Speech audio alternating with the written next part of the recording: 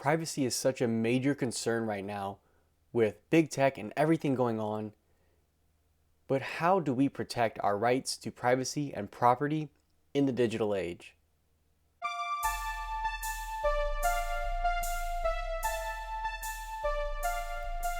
That's what we're going to be talking about today, because for this book review, I know I've mentioned it before, but I don't think I've actually officially reviewed my book, Property Rights in the Digital Age, here, now available on my website or on Amazon.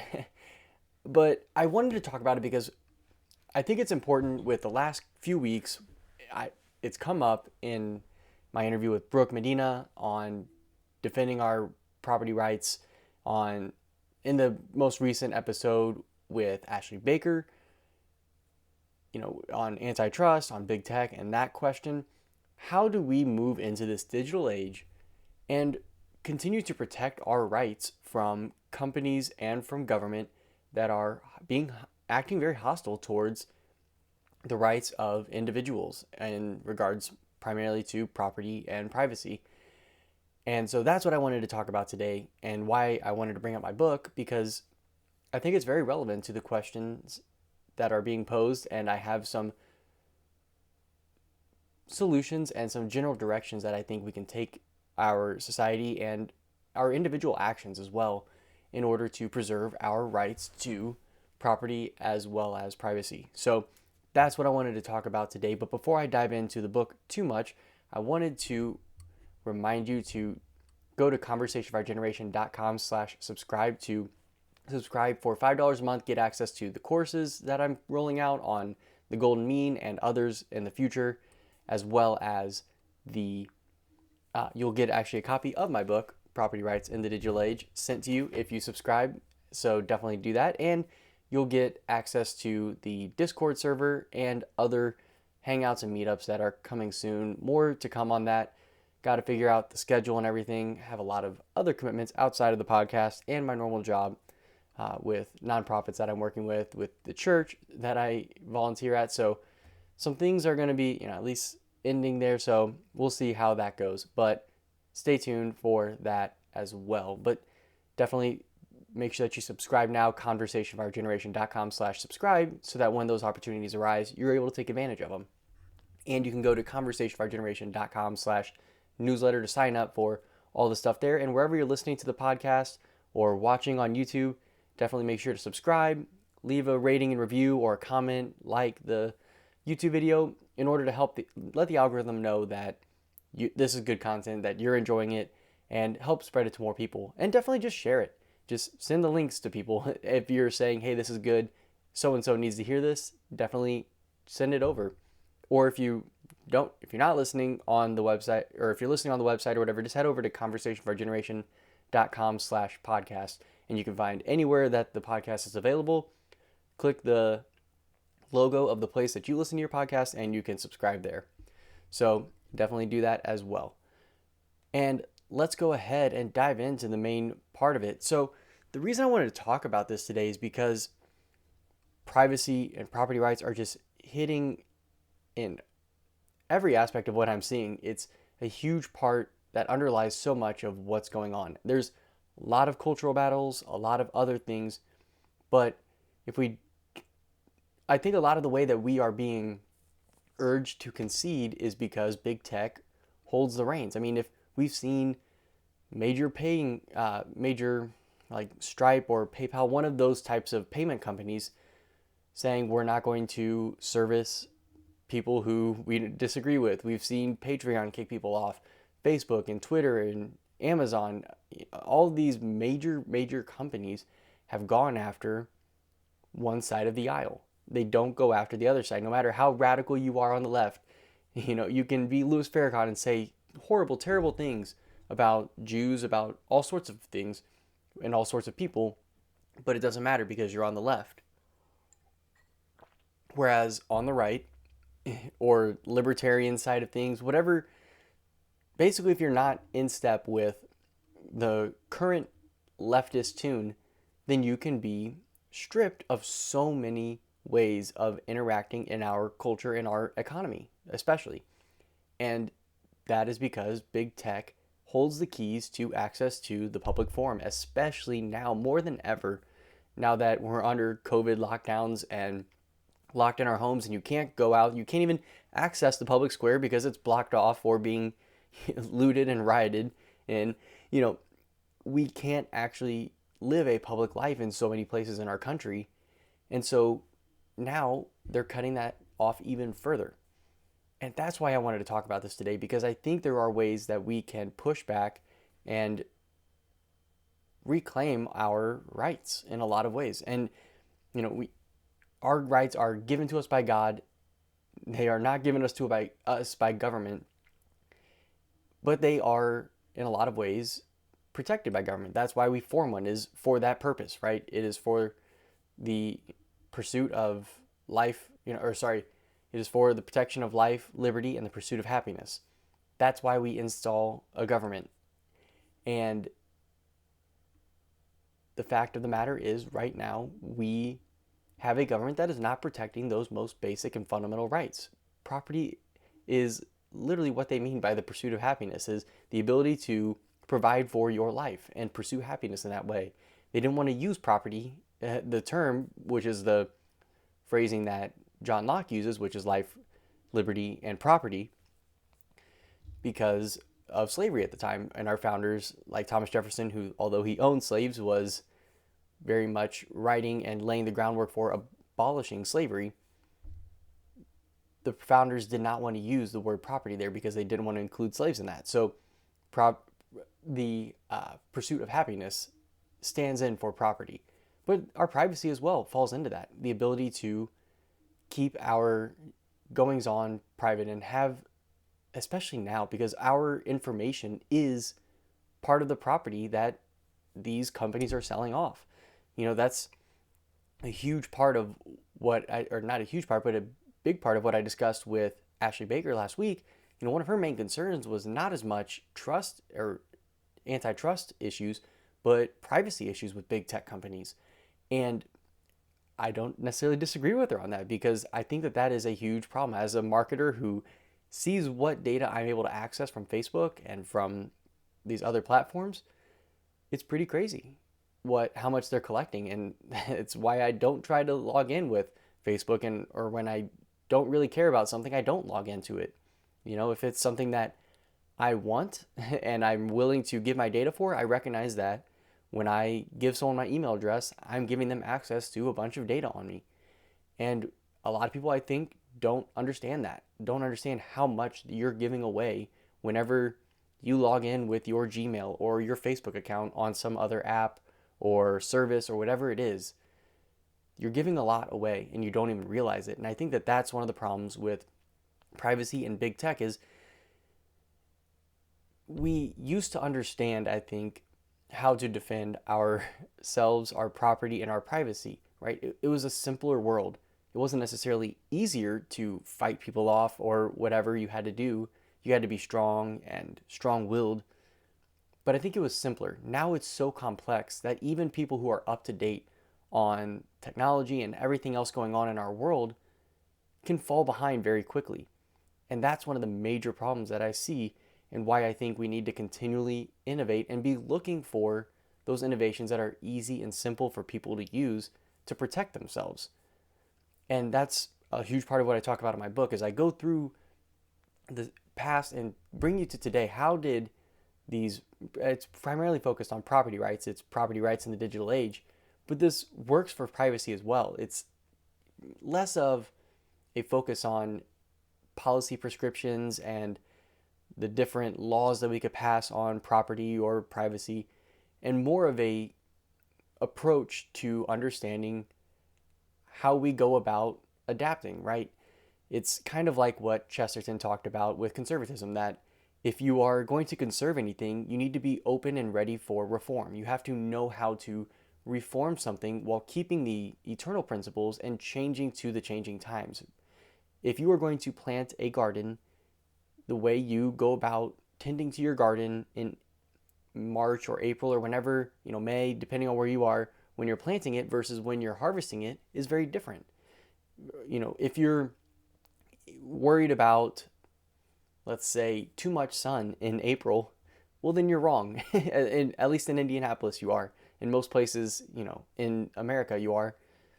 But if you're worried about too much rain in July in Indiana, you're probably wrong. You need to be probably worrying about too much sun and getting overheated and dried out in July, and maybe not enough sun in April, depending on the shading and where things are. And you'll have plenty of rain and you won't have to worry about that, most likely. You may have to keep an eye out, but you should be fine. And so your garden and how you tend to it and let those plants grow and thrive, those actions that you take throughout the seasons change. But the goal is always the same, that end that you're working towards of creating that new life and being able to harvest at the end of this growing season the food for yourself. That is the same goal. And that's how I think we have to look at reforming our institutions and protecting our rights, is that we're always looking to have robust and expansive rights that are only inhibited by the natural law and the not opposing, but the rights of others, right? Kind of the idea that you can swing your fist until you reach someone else's nose, right? There's a natural limit to rights. And that should be the limit that we butt up against, not some other limit that is imposed upon us by big companies, big government, pretty much big anything, right? We should be concerned about protecting from those sorts of rights, protecting our rights from those sorts of organizations. And that's what I detail in my book, is how have we over time recognized changes and reformed our institutions, and what trends have kind of led that way. Because in the 1800s, it was a very different economic landscape than it is now. You had to be centralized in order to get the economies of scale and compete the way the market was competing, which was economies of scale, pumping out a lot of widgets and products and everything, and competing largely on price, but also on innovation. But very quickly, people would be able to mimic, or at least very closely copy, your inventions, right?